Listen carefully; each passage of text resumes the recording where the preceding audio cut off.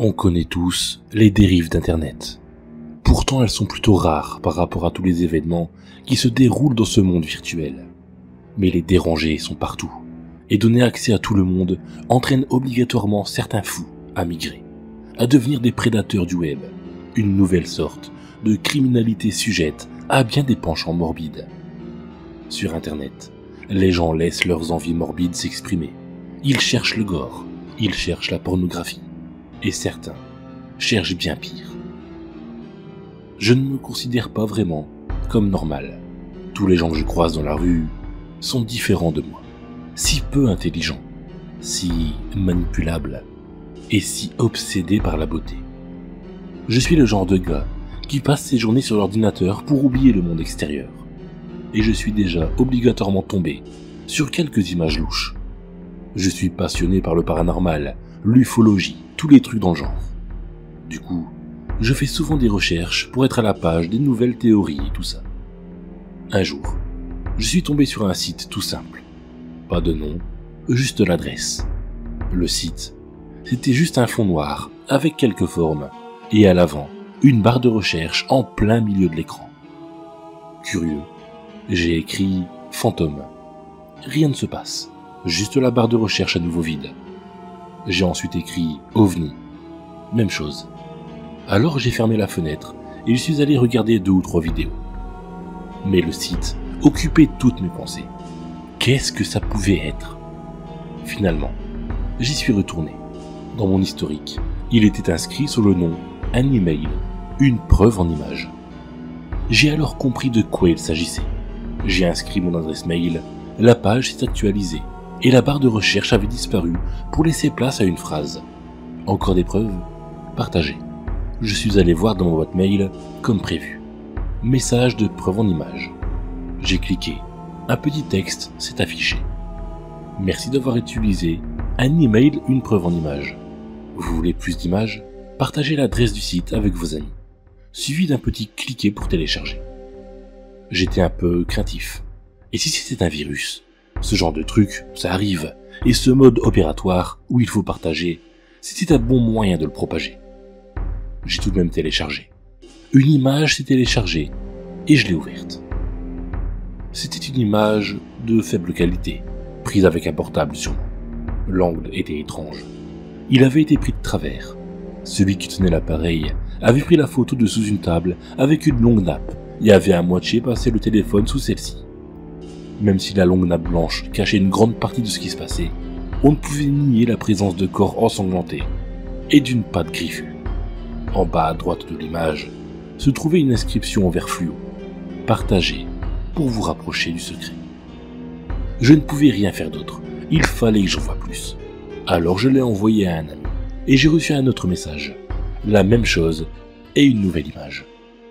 Cette fois, l'image était de qualité plutôt bonne, prise depuis une caméra de sécurité dans le jardin d'une maison.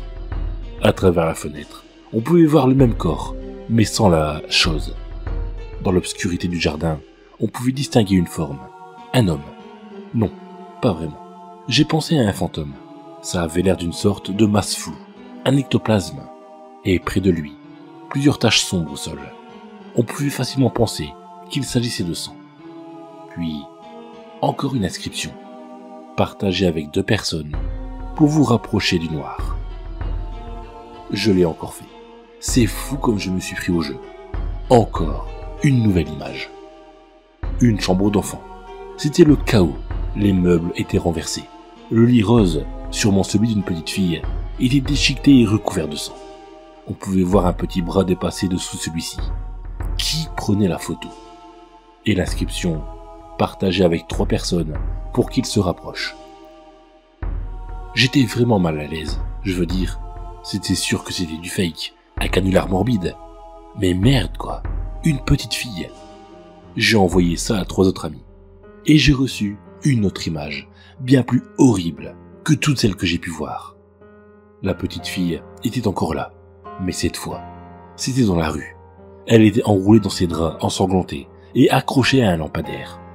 En dessous, un passant qui faisait comme si de rien n'était. Il était plutôt étrange, trapu, comme s'il n'avait pas de cou. En y regardant de plus près, Ses mains étaient très longues. En réalité, elles étaient vraiment énormes et terminées comme des griffes, comme celle de la première image. Partagée avec 4 personnes pour connaître la vérité.